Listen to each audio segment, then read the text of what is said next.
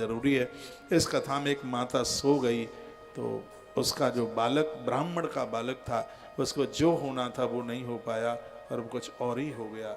उसी संदर्भ में इस कथा को मैं आपके बीच में परोस रहा हूँ। ये कैलाश नाथ की कथा है और ये कैलाशपति की कथा है जो जन्म लिए हैं। हो सकता है सब कैलाश तो नहीं जा सकते, लेकिन इस कथा को सुन करके वो कैलाश जाने का पुण्य जरूर कमा लेंगे। इसलिए मैं कैलाश गया तो वहाँ भी मैं इस कथा को बराबर याद करता रहा। आपको सुना जरूर ना पाया होगा, लेकिन मैं इसको बराबर याद करता रहा और उसी कथा को मैं आपके बीच में परोसने के लिए जा रहा हूँ। यह ब्राह्मण है जिसका नाम यज्ञदत्त दीक्षित। अग्नि शुश्रूण रतो वेदा अध्ययन तत्परः। ये वेदों का स्वाध्याय रोज करता है, अग्नि में आहुति रोज डालता है और सुंदरो रमणीयांगः चंद्रबिंब समाकृता। इसने अपनी इच्छा से नहीं, अपने माता पिता के कहने से एक ब्राह्मणी के साथ में इसने विवाह किया। वो माता पिता बड़े भाग्यशाली हैं जिनके बच्चे आपके कहने से विवाह करें। ये माता का ही दिया हुआ संस्कार हो सकता है। बहुत बड़े वह पुण्यवान। मैं तो बच्चों को कहता हूँ एक अधिकार माता पिता से कभी नहीं छीनना, और वह है आपके विवाह का। ये अधिकार तो माँ बाप जी के पास ही होना चाहिए, क्योंकि बिटिया का कन्यादान करने का माता पिता को सौभाग्य मिलता है तो बेटी माता पिता के सभी ऋणों से मुक्त हो जाती है। ऐसा ही हमारे ग्रंथों में लिखा हुआ है। तो आसीद गुण निधिर नाम दीक्षिता सस्य वैस होता। एक ब्राह्मणी के साथ कुलीन परिवार की थी वो कन्या, जिसको इन्होंने अपनी पत्नी बनाया और बड़े संस्कारों के साथ ये जीवन जीते थे। तो समय आने पर उनको एक बेटा हुआ और उस बेटे का नाम रखा गुणनिधि। नाम भी बहुत बढ़िया है। कर्तो उपनयन सो अष्टो विद्याम जग्रा भूरिसः। 8 वर्ष की उम्र में उसका जनेऊ संस्कार करा दिया गया। ब्राह्मण का जनेऊ 8 से 12 की उम्र में, 8 से पहले भी नहीं, 8 वर्ष से लेके 12 साल तक। मेरा जनेऊ 11 वर्ष की उम्र में हुआ है, भाग्यशाली हूँ।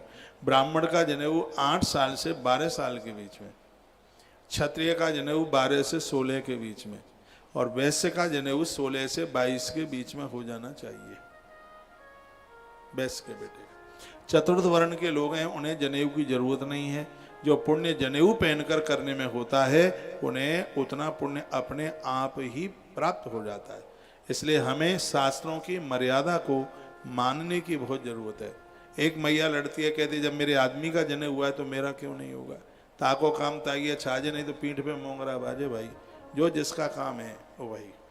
अब कोई आदमी कहे कि तूने मुंह होठों पर लिपस्टिक लगाई है, तूने, हाँ तो हम क्यों नहीं लगा सकते। तूने साड़ी फरिया पहना है तो हम ये क्यों नहीं। ऐसा नहीं है, ये प्रकृति का रोल है। ईश्वर ने जिसके लिए जो जवाबदारी दी है उसे वही करना होगा। बिल्कुल भी माताओं को जनेऊ कभी नहीं पहनना चाहिए, भूल करके भी नहीं, जब शास्त्रों ने आज्ञा ही नहीं दी, क्योंकि इसके लिए वेद के बड़े अद्भुत वाक्य हैं। तो मैं वहीं आ रहा हूँ। कृतोपनयन सुअष्टो विद्या जग्रा भूरसः। 8 वर्ष की उम्र में इसका जनेऊ संस्कार करा दिया गया। पिताजी का ध्यान नहीं था बच्चे के ऊपर, इकलौता बेटा था। कल या परसों मैंने बोला जिनको एक है या तो बहुत अच्छे निकलते हैं या फिर बहुत घटिया निकलते हैं। जिनको एक है उन माता पिता को तो बहुत सावधान रहना चाहिए। तो एक ही था, पिता को तो समय नहीं था, बस कमाना धमाना पंडित कर्म करना, उसी में लगे रहते थे। बच्चे क्या बन रहे हैं क्या कर रहे हैं वो कोई ध्यान नहीं था। एक सेठ ने अपने मुनीम को पूछा बच्चे कितने हैं, तो उसने कहा 4। कितने बड़े हैं, तो उसने ये नहीं कहा एक 10 वर्ष का, 8 वर्ष का, 6 वर्ष का, ये नहीं कहा। उसने कहा एक इतना बड़ा है, एक इतना बड़ा, एक इतना बड़ा और एक इतना बड़ा है। क्या इसका मतलब क्या है। कहा सेठ जी सुबह जल्दी आता हूँ, वो सोता रहता है, सोते रहते हैं, कितना बड़ा पड़ा रहता है, कितना बड़ा है, कितना बड़ा है, कितना बड़ा। ओवर टाइम लगा के रात को 9-10 बजे जाता हूँ, तब तक वो सो जाते हैं, बस देखता रहता हूँ कितना बड़ा पड़ा रहता है, कितना बड़ा है, कितना बड़ा है, कितना बड़ा। धन कमाइए, लेकिन ध्यान रखना माली बगीचे को नहीं देखेगा, किसान खेत को नहीं देखेगा, वो समाप्त हो जाएगा। माता पिता बच्चों को नहीं देखेंगे तो बच्चों का भी जीवन खतरे में पड़ जाएगा। इसके लिए माताओं को विशेष ध्यान रखना है। बच्चों के बारे में जितना तुम्हें पता है उतना तो भगवान को भी नहीं पता, पर आप इतनी सहज हैं, बच्चों की बातें अपने पति को आप बताती नहीं हैं। बताना चाहिए, यह आपका सीधापन है। यहाँ कुछ ऐसा ही हुआ। बालकों के ऊपर ध्यान रखना जिम्मेवारी आपकी है। ये छोटी उम्र में इन बच्चों को जो आप बनाओगे, जैसे सनी हुई मिट्टी से जो चाहो, कल बोल रहा था, चाहे चिलम बना दो चाहे इससे सुराही बना दो। ये उम्र ऐसी है, जिधर बदलोगे ये उधर ही बदल जाएंगे। वो बाद में तो कस्तूरी की क्यारी करी, केसर की दीनी खाद, पानी दो गुलाब को, फिर रही प्याज की प्याज, फिर कुछ नहीं होने जाने वाला।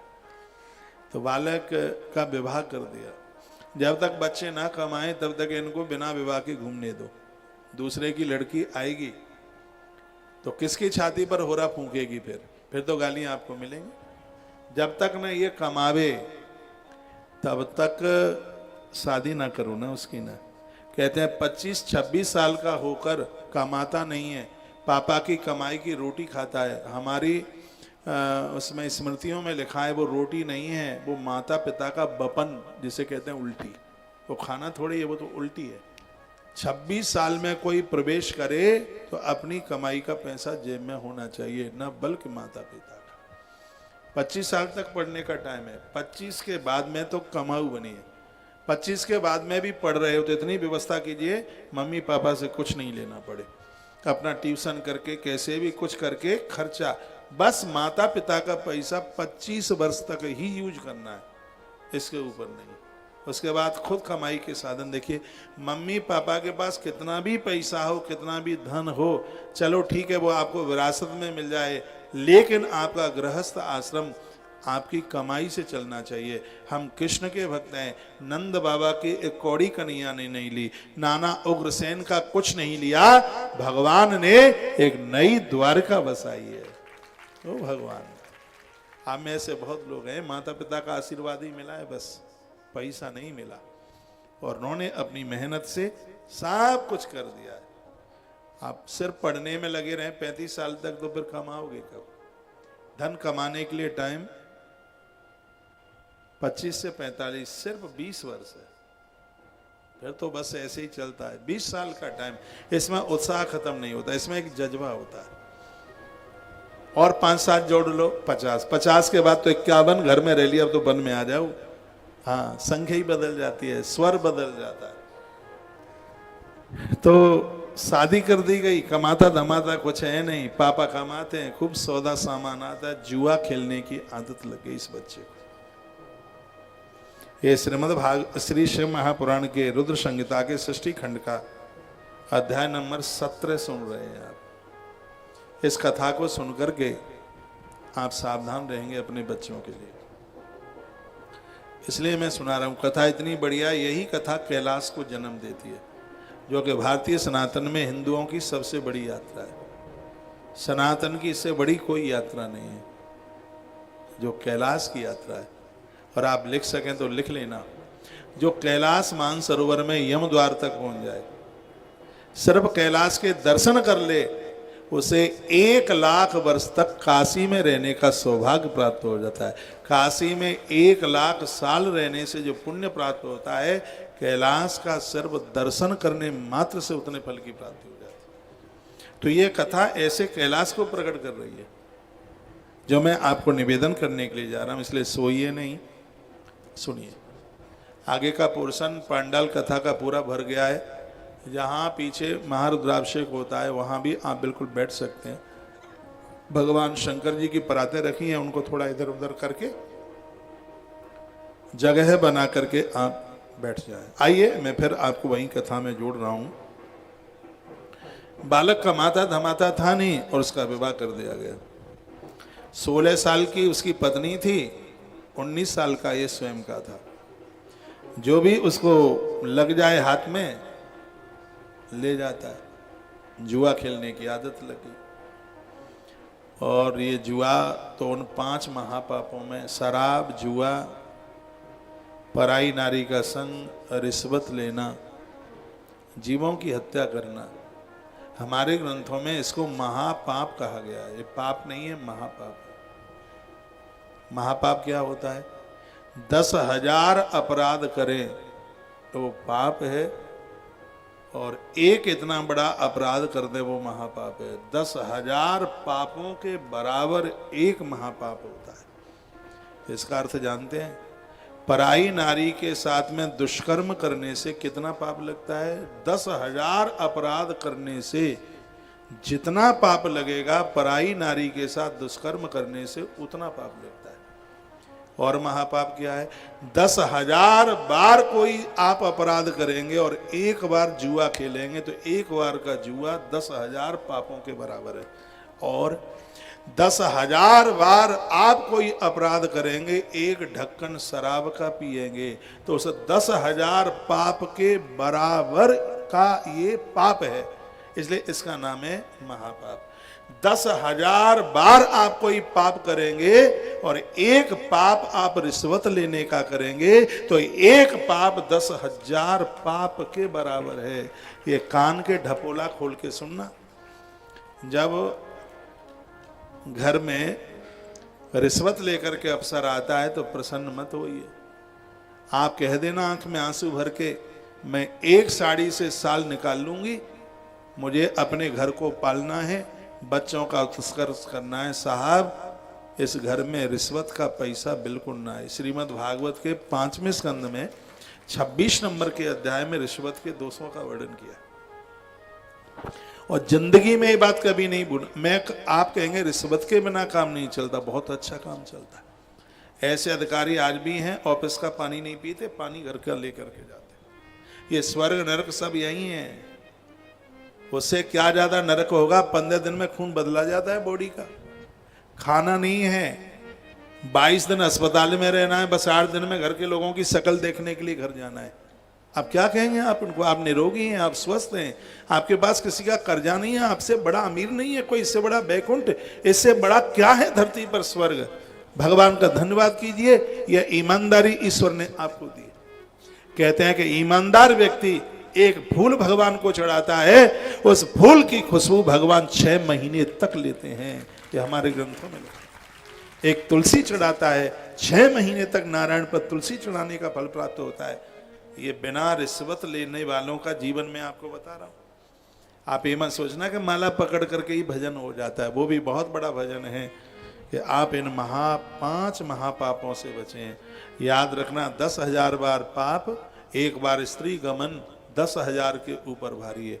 10,000 पाप, एक बार जुआ खेलना उस 10,000 के ऊपर भारी है। ये बात रिकॉर्ड करने के लायक है। 10,000 पाप और एक ढक्कन शराब का पीना, ये उस 10,000 के बराबर है। 10,000 पाप और भ्रूण हत्या करना उसके बराबर है। 10,000 पाप बेटी का माल खाना उसके ऊपर भारी है। 10,000 पाप रिश्वत लेकर के काम करना, ये इसके ऊपर बहुत भारी है। भूखे रह लेना, कम कपड़ों में रह लेना, सब चल जाएगा। अन्याय का, अपराध का पैसा नहीं चलेगा। ये फेफड़ा फाड़ करके बाहर निकल जाएगा। ये कितनी अद्भुत बात कही। बच्चे के अंदर जुआ की आदत, जुआ खेलता और एक आदत जीवन खत्म कर देगी, खराब कर देगी। जुआ खेलता, पिता को पता नहीं था। बच्चे क्या करते हैं पिता को नहीं पता होता, या माँ को पता जरूर होता है। जो हम आपको बोल रहे हैं, क्या हमारी बात आपकी समझ में आ रही होगी? मैसेज में लिखा जा रहा है कि ऐसे बहुत लोग हैं जो रिश्वत के बिना नहीं बच सकते, तो अस्पताल भी तो भरे पड़े हैं। कितना क्या हो रहा है, कितनी दिक्कतें परेशानी हो रही हैं। धन है, तुम्हें कोई बहुत पैसा वाला मिले भारी और आपको लगता है उल्ट पुल्ट काम करता है, तो उसके घर में झांक के देख लेना, पूछ लेना पड़ोसी से, कलह कितना है घर में, झगड़े कितने, बीमारियां कितनी है, कोर्ट केस कितने लगे, पुलिस वाले कितना ले जाते हैं, वकील कितना ले जाते हैं। उनको तो तारीखें करने से फुर्सत नहीं है। एक हम और आप भी हैं जिन्होंने कभी कोर्ट नहीं देखा। मैंने तो कोर्ट नहीं देखा, चौखट कैसी होती है मैं व्यासपीठ से बोल रहा हूँ।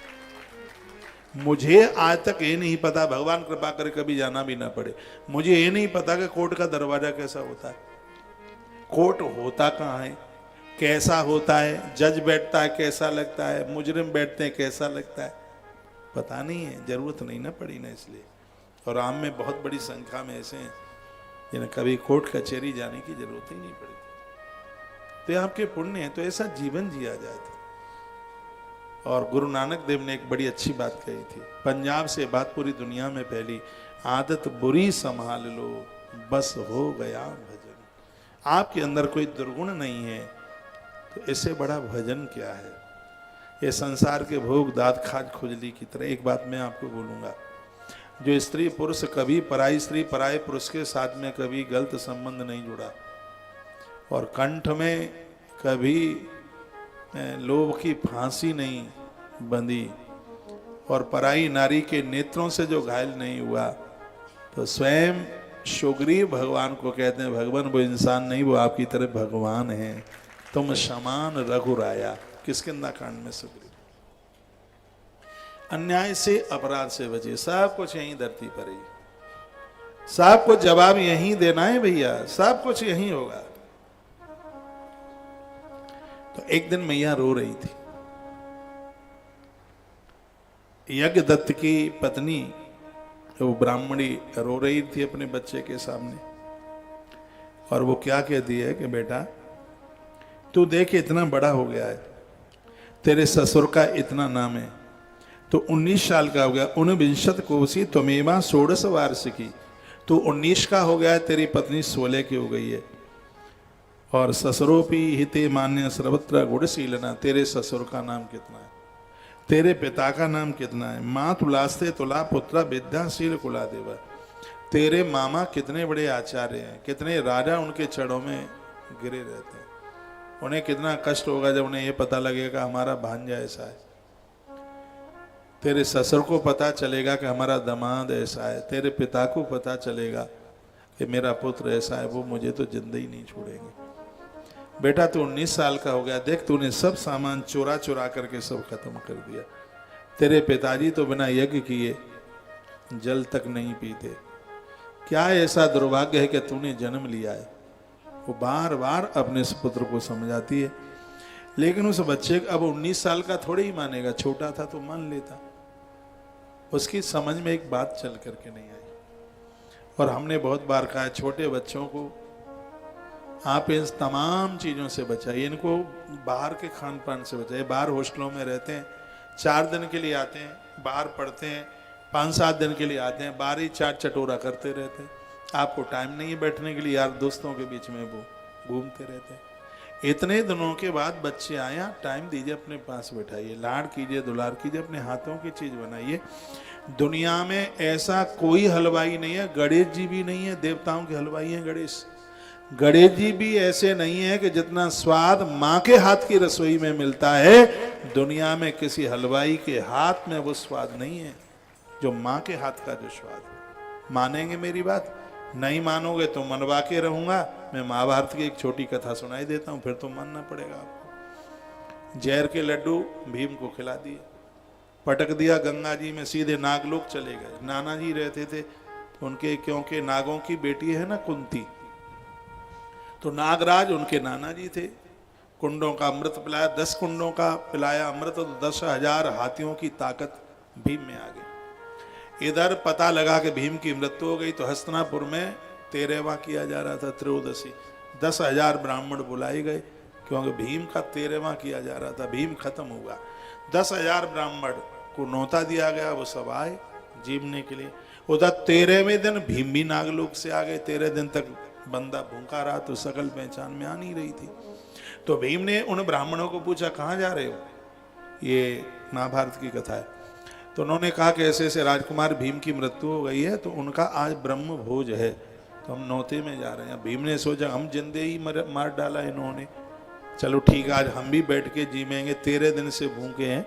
तो सिर पर खेस बांध लिया भीम ने। यूपी की भाषा है, आप नहीं समझे, खेस जानते हैं, जिसमें भूसा भूसा पूरा गांठ लगा करके सामान खेत खिलाने का, उसको खेस कहते हैं। तो उसने यूं ऐसे बांधा सिर के ऊपर, और आड़े तिरछे तिलक लगा लिए, मिट्टी गोल घाल करके, और बहुत बड़ा पंडित ब्राह्मण भीम दिखाई देना। हट्टा कट्टा तो था ही, और ये ब्राह्मण मरे मरा ही नहीं है, तो हट्टे कट्टे, हट्टा कट्टा शरीर हो, कंधे पर इतना मोटा हो जनेऊ, तो फिर तो बात ही अलग है।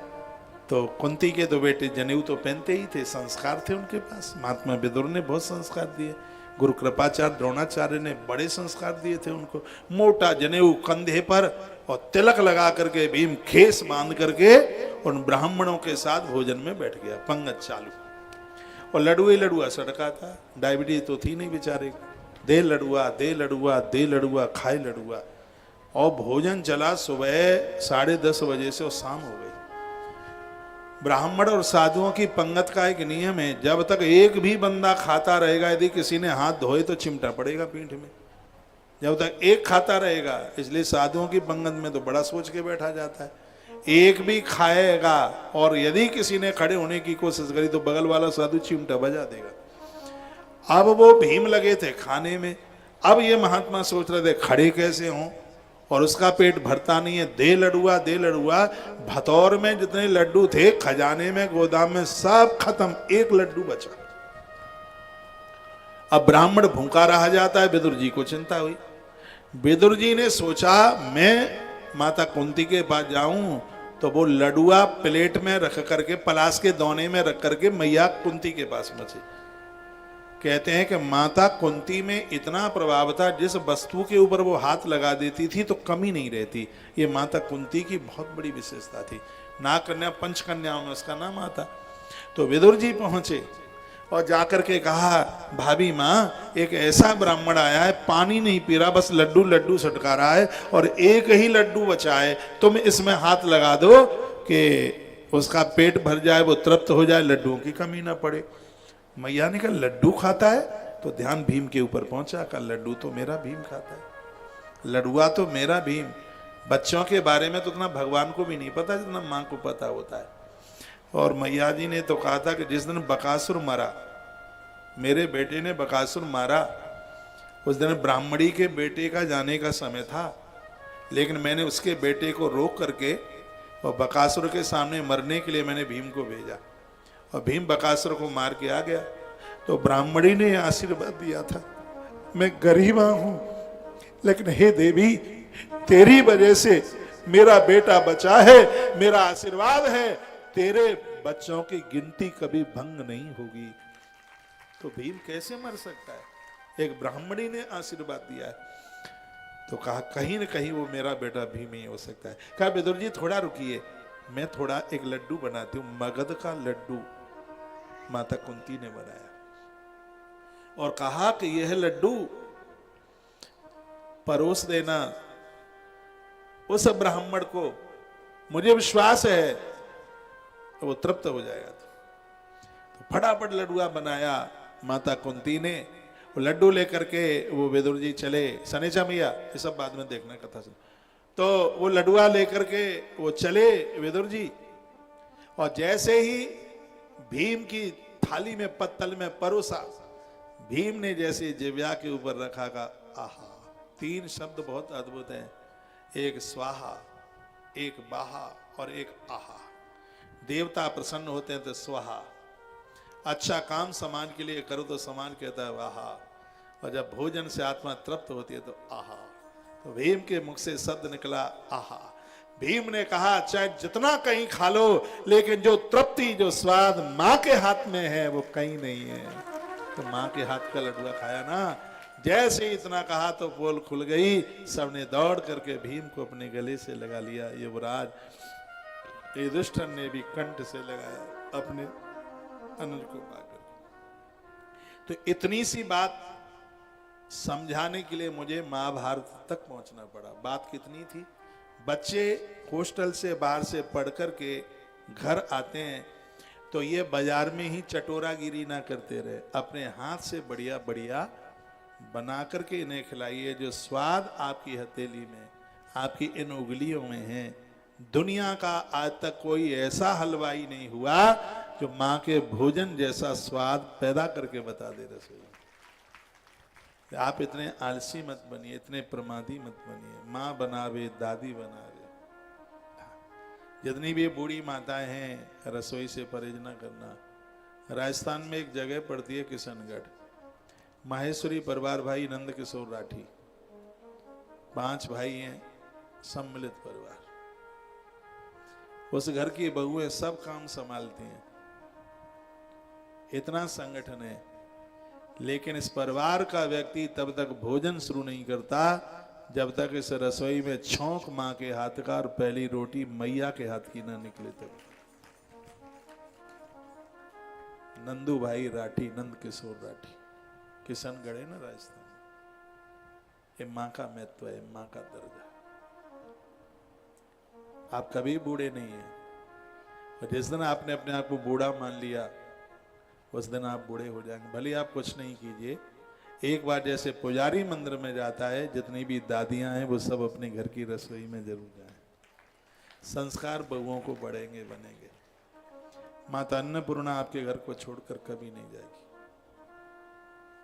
घर की बहुएं इन बुजुर्गों का, इन वृद्धों का आदर करती रहेंगी। बहू बनावे, आप एक रोटी को माता को देने को जाइए, भगवान का भोग लगाइए।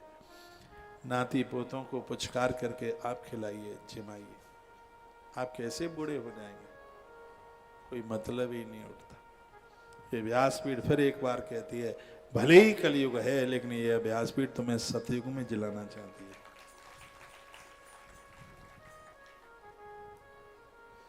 ये कथा कैलाश की तरफ बढ़ रही है। टाइम थोड़ा 4 से भी ज्यादा हो जाए तो अकुलाना मत, हिचकियां मत लेना। आज थोड़ी कथा लेट से शुरू हुई है तो थोड़ा सा हम देरी में छोड़ेंगे।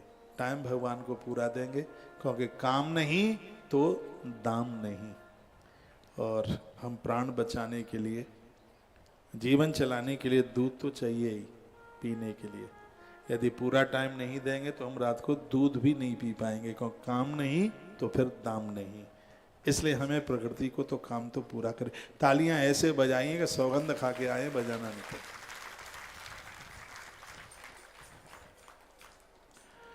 तो मृगया मध्य पैशुन्य नत चोरिया दुरोदरा, इतने दोष इस बच्चे के अंदर आ गए।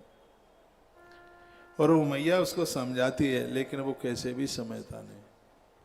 माता की साड़ियां जुआ में हार के आए, गहने, पापा की अंगूठियां वगैरह पिताजी की मिल गई, सब दे दबा के आ गया। एक दिन क्या हुआ, यज्ञ दत्त वो ब्राह्मण कहीं से पांडित कर्म करके आ रहे थे, तो इन्होंने किसी जुआरी के हाथ में अपनी अंगूठी देख ली। पूछा, भैया ये अंगूठी तो मेरी है। लिखाएं वर्णन किया, निस्ताम रत्नमयी गे करस्या पितरुर्मिकाम, ये मेरी रत्नों की अंगूठी है, तुम्हारे पास कहां से आ गई? उनका चोर ये तई का दादा, या इस दुनिया का सबसे बड़ा चोर शराबी जुआरी तो तुम्हारा बेटा है। ये जुआ में हार के गया है। हाथी दांत के आभूषण, ये वाराणसी की कितनी महंगी महंगी साड़ियां, तुम्हारा बेटा जुए में हार के गया है। रोज उसे खम्म से हम बांधकर उसकी टोकाई पिटाई करते हैं। नाम बर आदमी, कहते हैं कि मृत्यु के समय पर तो व्यक्ति एक बार ही मरता है, लेकिन कुल खानदान की वजह से एक संभ्रांत व्यक्ति को नीचा देखना पड़े तो क्षण क्षण में उसकी मौत होती है। जिसने नाम कमाया, इश्क कमाया, बात बिगड़ जाए तो वो तो क्षण क्षण में मर रहा है। इसलिए कहा गया कि परमात्मा एक बार के लिए धन कम दे देना, लेकिन संतान कमजोर मत देना। संतान बढ़िया संस्कारी देना। दशरथ का नाम सब जानते हैं, सब जानते हैं। माता कौशल्या का नाम सब जानते हैं, क्योंकि राम जैसे बेटे को जन्म दिया। बहुत कम लोगों को पता है कि रावण के बाप का नाम क्या है। बहुत बड़ा ऋषि था, इतना बड़ा महात्मा कि जिसने यज्ञ कुंड में आग कभी जलाई नहीं। हवन करने के लिए यज्ञ मंडप के पास जाते तो अग्निदेव भगवान अपने आप प्रकट हो जाते। पुलस्त का बेटा विश्ववा, इतना बड़ा महान पंडित, इतना बड़ा ऋषि, लेकिन ऐसी नालायक संतान पैदा हुई, एक भी बढ़िया नहीं निकला। बेटिया थी, बेटे एक शूर्पणखा, रावण, कुंभकर्ण। दूसरी पत्नी थी, उससे विभीषण पैदा हुए थे। नाम मिट गया। कौन नाम लेता है, कौन जानता है? माई का नाम तो कोई जानता नहीं। रावण की मैया का नाम, राक्षसों की बहन थी, कौन जानता है उसको? नाम था केससी। अब हमें तो इसलिए पता है क्योंकि पुराण में पढ़ लिया इसलिए। तो औलाद ऐसी नहीं चाहिए जिससे कुनबे खानदान पुरखों का नाम मिट जाए। धन तो बहुत, रावण के पास इतना पैसा कहते हैं कोई आंकड़ा आज तक नहीं लगा पाया, कोई श्रद्धा से उसका नाम नहीं लेता। लेकिन जिन्होंने अपने पुत्र को प्रकट किया, परमात्मा ही उनके बेटा राम बन करके आ गए, स्वयं धर्म भरत बनकर अर्थ शत्रुघ्न, और स्वयं वैराग्य जिनका बेटा लक्ष्मण बन करके, और स्वयं शांति जिनकी पुत्र वधू सीता बन करके आ गई। ऐसे महाराज दशरथ का नाम धरती पर प्रभु राम की वजह से हो गया। बेटा ऐसा चल करके आया, तो ऐसी औलाद को जन्म दीजिए कि युगों युगों तक भैया नाम चलता रहे। और यदि ऐसा ना हो सके तो अविवाहित रहिए, फिर ये कीड़े मकोड़े पैदा मत कीजिएगा। ये तो धरती को घेर रहे हैं ऐसे ही बिना मतलब के, खाते खाते बस यूं ही पड़े निकम्मे एक नंबर के, कुछ करते धरते हैं नहीं। पूर्वजों ने कमाया है, सब उसमें आग लगाने में लगे। और वैल्यू तो उस धन की समझी जाती है जो हाथों से कमाया जाता है। मैया बाप का ऐसे ही फ्री फंड का मिल जाए। इसलिए पूज्य प्रभुदत्त ब्रह्मचारी जी कहते थे कि इनको धन नहीं, इनको संस्कार दीजिए। धन दोगे तो लगा देंगे आग, ऐमाली हो जाएंगे, और संस्कारी इनको बनाओगे तो अपना परिवार बढ़ाएंगे, चलाएंगे, और इतना बड़ा व्यापार कर देंगे कि हजारों लोगों के चूल्हे और जलाते रहेंगे, उन्हें रोटी देते रहेंगे। इन्हें ऐसे बनाइए। इस बात की भूख लगी है कि बच्चों को इतना दे दें कि इनको कमाना ना पड़े, चाहे लूट के, घसीट करके, पटक करके, अटक करके, झटक करके, कैसे भी आवे, बस बच्चे माला माल हो जाए। ये होड़ लगी है बहुत ज्यादा। संस्कार नाम की चीज नहीं है कहीं। लोग आवे घर में, फूफा बुआ, किसी को प्रणाम कर नहीं सकते, कमरे के बाहर निकल नहीं सकते, ऐसा लगता है कि गुमशुदा की तलाश में निकले। आज कलावा बंधन महामहोत्सव के साथ जरूर जुड़ना। थोड़ी देर और हम आपकी लेंगे। एक बार जयकारा लगाइए, बोलबा के बिहारी नाम की श्री हनुमान जी महाराज जय हो। बच्चों को बनाने के लिए दूर भेजा जाता है, लेकिन आए थे हर भजन को ओटन लगे कपास, ऐसी स्थिति हो रही। आपके बच्चे आपके काबू में है। भगवान ने आपको धन भी दिया, यौवन भी दिया, संतति भी दी। आपसे बड़ा करोड़पति कौन है? परमात्मा का धन्यवाद करो। इतनी अच्छी संतान, बच्चों के भी बच्चे इतने बढ़िया, बहुएं भी इतनी बढ़िया। अब आपको क्या चाहिए? थैंक यू बोलो, भगवान का धन्यवाद करो। आपका धन धर्म में लगता है, आपसे बड़ा भाग्यशाली कौन है? धन को धर्म में लगाइए। ये तीन चीजें चली गई फिर लौट के नहीं आएंगी। आज है कल नहीं रहेंगी, लिख लेना। एक का नाम है समय, एक का नाम है संपत्ति, और एक का नाम है स्वास्थ्य। ये तीन चीजें नहीं रहेंगी। समय, जो टाइम आज है, आज ही इसको प्रयोग में ले लो। गुरुजी ने कह दिया था कि कल गद्दी का राजा बना देंगे राम को, तो कल 14 साल में बदल गया। उसी दिन बना देते तो राम गद्दी के मालिक बन गए होते। आज के काम को कल पे मन डालिए। एक बहुत अद्भुत बात मैं आपको कह रहा हूँ, आपने योजनाएं बनाई है, कर डालो। आज आपका परिवार आपका संग दे रहा है, पत्नी संग दे रही, ससुराल वाले संग दे रहे, भाई संग दे रहा, नौकर चाकर माली सब कुछ, तो इतना मुजेटी पूरी आपके पास है। पता नहीं ये लोग कल रहेंगे कि नहीं, जीवन का पता क्या। आज माँ है, कल का क्या पता है। आज पिताजी हैं, कल का क्या पता है। आज इतना बड़ा घर का समुदाय, सब संगठित हैं। जो कुछ करने के लिए जा रहे हो कर डालो, देर मत करो उसमें। आज तो ऐसा टाइम आपका गोल्डन टाइम, मिट्टी उठा रहे हैं, सोना बन रहा है। तो कब के लिए इसको भेज रहे हो पीछे? काल करे सो आज कर, आज करे सो अब, पल में पलने होएगी बहुर करेगा कब। मैंने तो यही सिद्धांत, लोग कहते हैं कि आप इतना जल्दी जल्दी इन सब कामों में लगे। हमने कहा कल किसने देखा है?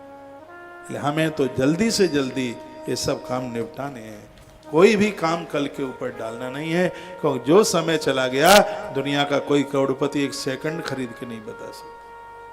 और टाइम भाग रहा है, मुट्ठी में से जा रहा है समय।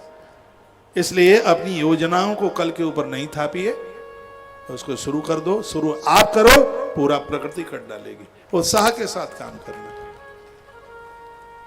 बहुत लोग कल कल करते हैं, प्लॉट खरीदेंगे तब खरीद लेंगे, मकान तब खरीद लेंगे, काम करने की योजना बनाते रहते हैं। आधे से ज़्यादा बूढ़े हो जाते हैं, काम ही नहीं शुरू हो पाता। अब सोच रहे हैं, अभी गूगल पर सर्च कर रहे हैं कि फायदा काय में होगा। उनके फायदे के सोचने में 17 साल निकल जाती है। फायदे में जीवन में रिस्क लेना पड़ेगा। आज गौतीर तुलसी तपोवन गौशाला का इतना नाम, इतना काम हुआ।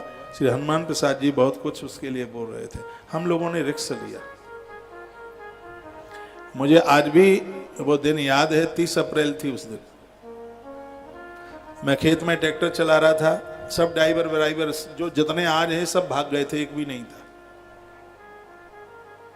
डीपी शर्मा जी थे साथ में।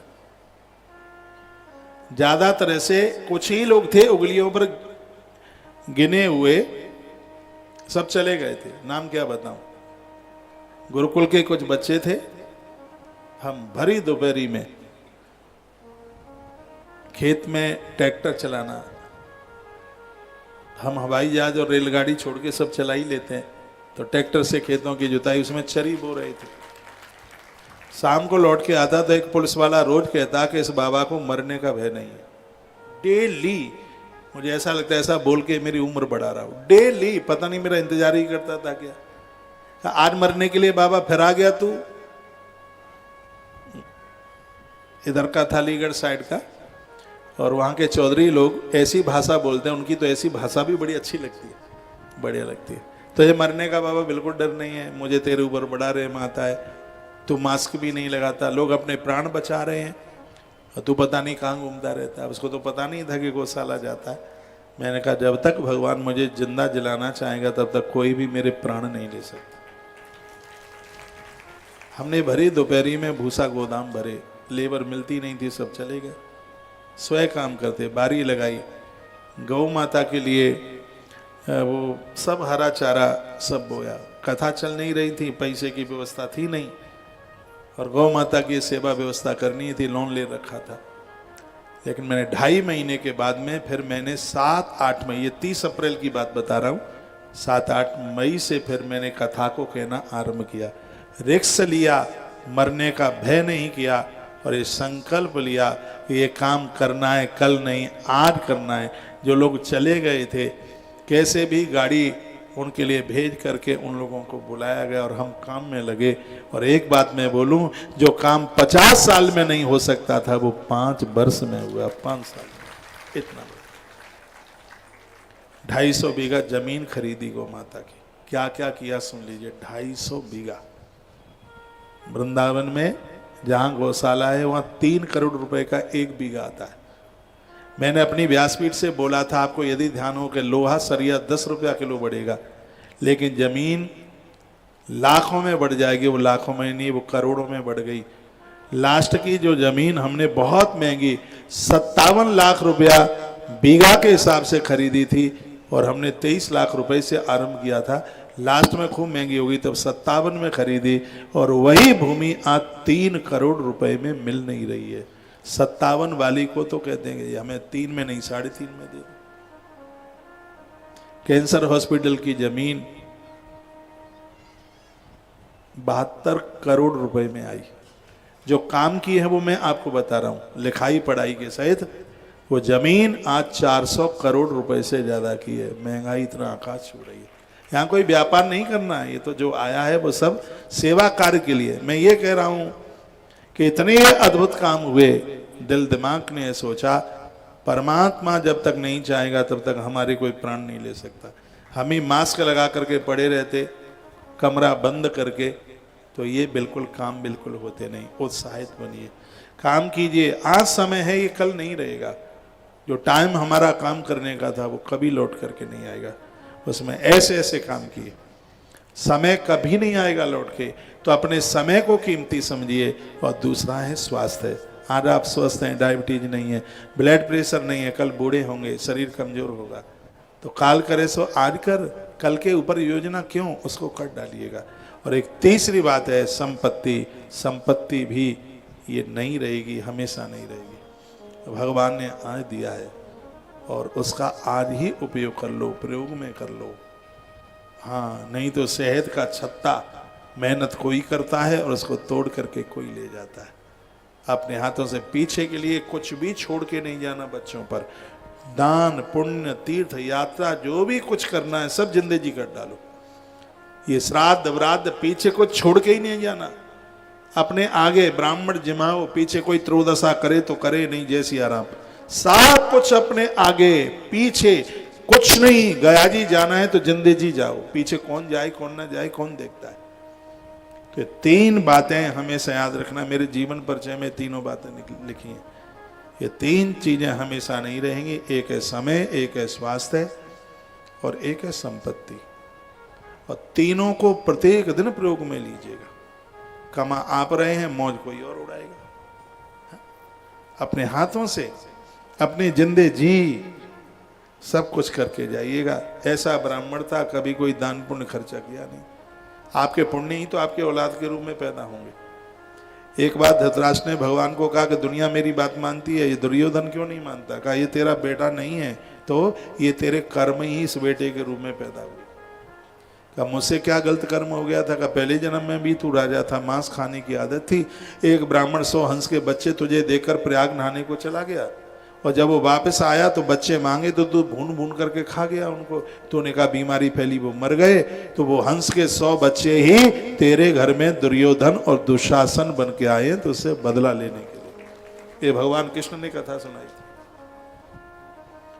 इसलिए मैं कहूंगा अच्छी संतान आपके किए गए कर्मों का परिणाम है, और घटिया औलाद भी किए गए कर्मों का ही परिणाम है। सब कुछ यही मिलेगा। इसलिए गीता भी कहती है कि अपने कर्मों को करने में आलस्य नहीं। योग वासिष्ठ रामायण तो पूरी की पूरी कर्म के ऊपर ही है।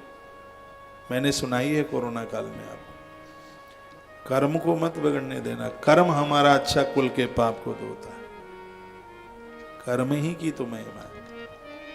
और जिंदगी के अंतिम क्षण तक पवित्र कर्म करते रहिए। जैसे 1 लाख गायों में एक बछड़ा अपनी मां को ढूंढ ही लेता है। ग्रंथों में कहीं भी वो खड़ी हो, वो बच्चा जा जा करके अपनी मां को ढूंढ लेता है। उसी प्रकार से अच्छे कर्म और बुरे कर्म करोड़ों की संख्या में भी हम खड़े हों तो हमें जाके वो ढूंढ लेंगे। हम कर्मों से नहीं बच पाएंगे। इसलिए अपने कर्मों को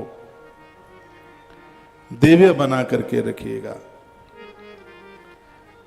तो सब ब्राह्मण ने अपनी अंगूठी देखी तो सामने वाले जुआरी ने बताया कि तुम्हारा लड़का बहुत बिगड़ा हुआ है। नग्नीकृत प्रदनम बद्यते दूध कारवी। उसको कपड़े उतार कर खम्मे से बांधकर उसको हम रोज पीटते हैं। पारा चढ़ गया। इतना बड़ा नाम यज्ञदत्त दीक्षित का, देह में खून नहीं रहा। घर आया और क्या बोला? दीक्षिता। क्या बोला? दीक्षितायन कुत्रास्ति धूर्तो गुण निधिस्वता। कुपुत्र को जन्म देने वाली धिक्कार तेरी कोख के लिए। हे ब्राह्मण ने शब्द बोले। धिक्कार ऐसी कोख के लिए है जिसने एक ऐसा लड़का पैदा किया जो शराबी है, जुआरी है, मृग आखेट करता है। धिक्कार है तेरी ऐसी कोख के लिए। कहां है तेरा वो मूर्ख जिसे तू लाल कह करके पुकारती है? माताएं तो इतनी सीधी होती हैं, कहते हैं मंदिर में बैठा है। जिसने मंदिर की कभी शकल सूरत नहीं देखी, उसने हाथ में जल लिया और कहता है संकल्प करके, हे परमात्मा, हे सूर्यदेव, यदि बिना दोष के मैं इस स्त्री का परित्याग करता हूं तो मुझे घोर दंड मिले। ग्रंथ में लिखा है कि दुराचारी पति है, नारी को उसे छोड़ने में कोई दोष नहीं लगता। दुराचारी स्त्री है तो पुरुष को भी उसे छोड़ने में बिल्कुल दोष नहीं लगता। शराब पिए, कुकर्म करे, उल्टा पुल्टा करे, स्त्री पुरुष कोई भी हो। हमारे ग्रंथ कहते हैं कुकर्मी गुरु को छोड़ने में दोष नहीं लगता। गलत आचरण करने वाली स्त्री, गलत आचरण करने वाला पुरुष पति, इनको त्यागने में बिल्कुल भी दोष नहीं लगता। ये ग्रंथ बोलता है। और जो एक लायक संतान को जन्म न दे सके और हमेशा मुझसे झूठ बोलती रही, कभी मुझे बताया तक नहीं, मैं तुझे परित्याजित करता हूं। उसी समय उस लड़के को और अपनी पत्नी को घर के बाहर इस ब्राह्मण ने कर दिया। एक दूसरी दिशा में चली गई। क्या हुआ इससे पुराण में लिखा नहीं है। वो लड़का था जिसका नाम था गुणनिधि, वो दूसरे रास्ते में चला गया। कहते हैं 3 दिन हो गए उसको कुछ भी खाने को नहीं मिला। कहते हैं भूख तो कंडे खाती है, भूख। इसलिए कहते हैं अन्नदान एक बहुत बड़ा दान होता है। अति दीनम तरोर मूले भान रस्तांचलम रहता। एक वृक्ष के नीचे बैठा हुआ रो रहा था, मैंने माँ की बात नहीं मानी। माँ की बात मान लेता होता तो ये दुख मुझे नहीं सहन करना पड़ता। आंख में आंसुओं की धार बह रही थी। लेकिन कहते हैं कि घर में वो ब्राह्मण वेदों के मंत्र के द्वारा शिव अभिषेक करता था, शंकर की पूजा करता था। यदि भगवान की पूजा को हम देख भी लें तो उसका पुण्य हमारा संग देता है, वो साथ देता है। ये हुआ। इसलिए तो कहते हैं कि आप घर में सब कुछ करते रहोगे तो बच्चे देखेंगे, इससे भी बड़ा फर्क पड़ेगा। वो रो रहा था, नहीं मानोगे, प्रायश्चित कर रहा था। तो उसने अपनी आंखों से क्या देखा, कुछ लोग बगल में महादेव का मंदिर था, थाल सजा सजा करके पूजा करने के लिए जा रहे थे। उस दिन शिवरात्रि थी। इसने उन थालों को देखा, मंदिर की ध्वजा सामने दिखाई दे ही रही थी। तो जो अपने बाप की पूजा देखता रहा, देखो पुण्य कैसे काम में आ रहे, वो उन लोगों के संग संग। इसलिए तो मैं कहता हूं कि एकादशी की कथा सुनते हो, संतोषी माता की कथा सुनते हो, तो आप पढ़ते हो तो बच्चों को कहिए बेटा मेरा चश्मा कमजोर हो गया है, थोड़ा ये सुना दो, इसका असर बच्चों के ऊपर पड़ेगा। वो पीछे पीछे चल पड़ा। 4 पहर की पूजा रात भर चली और ये चौखट पर बैठकर पूरी पूजा का दर्शन करता रहा। दर्शन क्या करना था, वो तो सोच रहा था कि चले जाएं तो मंदिर में जो प्रसाद चढ़ा है मैं उठा के खा लूं तो मेरी भूख मिट जाए। वो तो इस इच्छा में बैठा हुआ था। सुबह 4:30 बजे तक पूजा हुई और पूजा होने के बाद में वो लोग वहां मंदिर में ही सो गए बरामदे में। दिया जल रहा था, अब इसको लगा के तो सब सो गए। दिया टिमटिमाने लगा, उसके ऊपर फूल पड़ गया। अब मंदिर में अंधेरा सा हो रहा था तो इसने अपना कपड़ा फाड़कर जोत के ऊपर लगाया और एकदम उसमें से जब लौ निकली तो उसको प्रसाद दिखाई दिया। तो कपड़ा छोड़ करके और ये प्रसाद लेकर, चोर को तो पामी नहीं होते, इसने भागने की कोशिश करी। तो जैसे भागने की इसने कोशिश करी तो किसी सोते हुए व्यक्ति के देह से इसका पाम टच हो गया। तो व्यक्ति जग गया। उसने कहा खड़े हो जाओ, मंदिर में चोर आ गया। सब लोग खड़े हो गए। गांव के आदमी लाठी लेके चलते हैं, आज भी चलते हैं। रात को शाम को कहीं निकले तो हाथ में लठिया होती है। जो गांव देहात के लोग, मुझ जैसे कोई देहाती यहाँ बैठे हों तो उनको ये जरूर पता होगा कि गांव के लोग, हम तो देहाती लोग हैं, तो वो लठिया लेकर के, लाठी लेकर के। आप भी कोई लंदन में नहीं जन्मे और गांव में और भारत में तो शहर में रहने वाला भी और अपने आप को देहाती समझने में खुश होता है। तो जब उसने यह आवाज लगाई और ये कहा कि मंदिर में चोर, तो सब लोग खड़े हो गए। लठियां तो सबके पास में थी और उन्होंने वो प्रहार करना शुरू किया। तो गुणनिधि नाम का ब्राह्मण बालक मंदिर में ही मर गया, मौत को प्राप्त हो गया। लेकिन उसने प्रसाद ले लिया था, प्रसाद पेट में पहुंच गया, मर गया। तो यमराज ने अपने दूतों से कहा एक बहुत बड़ा पापी मृत्यु लोक में मरा है, इसको जल्दी से लेकर के यहाँ आओ, इसको ले। तो यम के दूत उसको घसीटने पकड़ने के लिए चले और उधर महादेव ने कहा कि मेरा बहुत बड़ा भक्त आज मंदिर में उसने प्राण छोड़ दिए, मुझे दिया दिखाते दिखाते और मेरा प्रसाद खाते खाते मौत को प्राप्त हुआ है। रात भर उसने मेरी पूजा का दर्शन किया है, इसलिए उसे मेरे पास लेकर के आओ।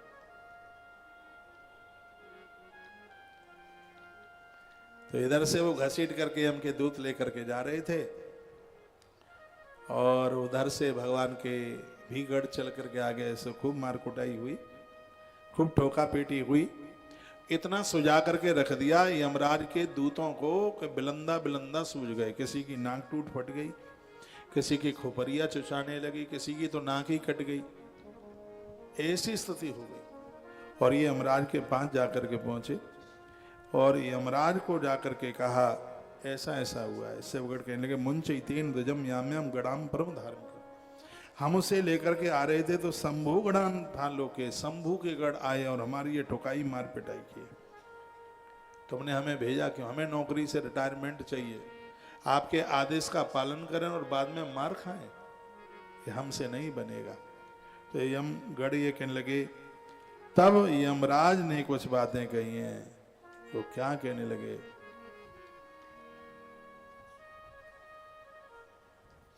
बुलबा के बिहारी लाल की जय हो, श्री हनुमान जी महाराज की जय हो। तब यमराज ने कहा कि जो भगवान का नाम जपता है, माथे पर भस्म लगाता है, कंठ में रुद्राक्ष पहनता है, शिव पूजन करता है, उसे प्रणाम करके आ जाना, उसे मेरे यहां लाने की बिल्कुल जरूरत नहीं है, ऐसा। और उधर भगवान के गण इसको लेकर भगवान शिव के पास पहुंचे। भगवान भोलेनाथ ने अपने स्थान से खड़े होकर के इसको अपने अंक में भर लिया। तू मेरा प्रमुख गढ़ है, गुड़ निधि कोई बात नहीं। शिवलोकम जगह मासु तेर गढ़ी सुच मानस, बहुत प्यारा है श्लोक। शिवलोक में गुड़ निधि गया। और यम के दूतों ने शिव के गढ़ों से शिकायत भी करी। बीच में श्री मुकुल जी बैठे क्या? जैसे ये लाइटें दिखने नहीं देती हैं। बहुत बहुत धन्यवाद है, आप आए। मोहन मुकुल बड़े अच्छे राइटर हैं। कई बार इन्होंने हमारे कथा के कुछ विशेष तथ्यों को एकीकृत किया। आप आए हैं, एक बार तालियों के साथ में आप उनका आदर करें। बहुत पढ़े लिखे। तो यम के गढ़ों ने कहा था ये पापी है, अपराधी है, तुम क्यों लेने को आए? का इन्होंने इसने 4 पैर की पूजा देखी, दर्शन किया, भगवान शिव का प्रसाद लिया। अभी मैं आपको निवेदन करूंगा, भोलेनाथ के ऊपर चढ़ा हुआ प्रसाद किसको लेना चाहिए, किसको नहीं लेना चाहिए। और भगवान के गढ़ों ने कहा कि इसने दीप दान किया है, और जो दिया जलाता है दीप दान करता है। पूरी कथा दिए के ऊपर चली है। जो दीप दान करे वो भगवान के लोक को जाता है, शिव के लोक को जाता है, उसकी कभी दुर्गति नहीं होती। और कहते हैं कि भगवान शिव के पास में रहता हुआ ये गुड़ निधि भविष्य में चल करके और ये मृत्यु लोक में राजा अरिंदम का बेटा दम बन करके आया। जितने भी मंदिर टूटे टाटे थे, फूटे फाटे थे, सबका इसने जीर्णोद्धार करा। याद रखना, नए मंदिर को बनवाने से भी पुराने मंदिर का जीर्णोद्धार कराने का भारी महत्व है। उसके ऊपर गुम्मट बनाई जाए, कलश की स्थापना कराई जाए, लीपा पोती, उसका प्लास्टर, ये सब कुछ कराया जाए। उसके किवाड़ लगवा दो, जोत नहीं है व्यवस्था करवा दो, घंटा घड़ियाल की व्यवस्था करा दो।